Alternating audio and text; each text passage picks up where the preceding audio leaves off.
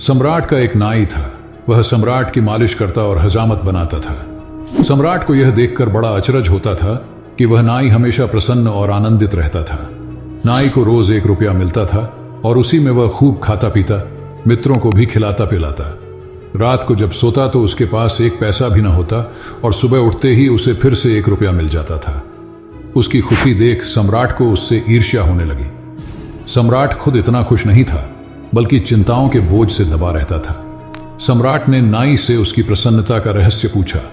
नाई ने कहा कि उसके पास कुछ भी नहीं है और यही उसकी खुशी का कारण है। उसने कहा कि वह खुश रहना स्वाभाविक मानता है और उसके पास खोने को कुछ नहीं है। ये जवाब सुन सम्राट और अधिक हैरान हो गया। सम्राट ने अपने वजीर से नाई की प्रसन्नता का कारण जानने को कहा। वजीर ने कहा कि वह इसका हल निकाल देगा। वजीर गणित में कुशल था। उसने एक थैली में 99 रुपए रखकर रात को नाई के घर में फेंक दिया। सुबह जब नाई ने 99 रुपए गिने तो वह चिंता में पड़ गया। उसने सोचा कि अगर आज 1 रुपया और मिल जाए तो 100 रुपये पूरे हो जाएंगे। इस लालच में उसने उपवास कर लिया और अपनी दिनचर्या में बदलाव कर लिया। उसने पहले कभी इकट्ठा करने का सोचा भी न था, लेकिन अब वह 100 रुपये करने की कोशिश में लग गया। उसकी यह चिंता बढ़ती गई और उसकी खुशी गायब हो गई।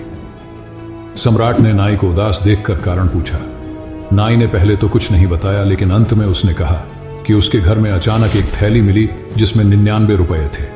तब से वह चिंता में पड़ गया है। वजीर की चाल ने नाई की प्रसन्नता को छीन लिया।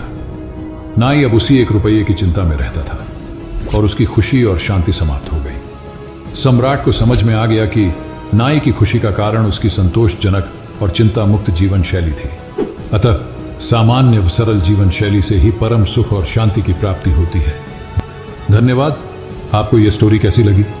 कमेंट करके बताएं। कहानी अच्छी लगी तो वीडियो को लाइक और चैनल को सब्सक्राइब करें।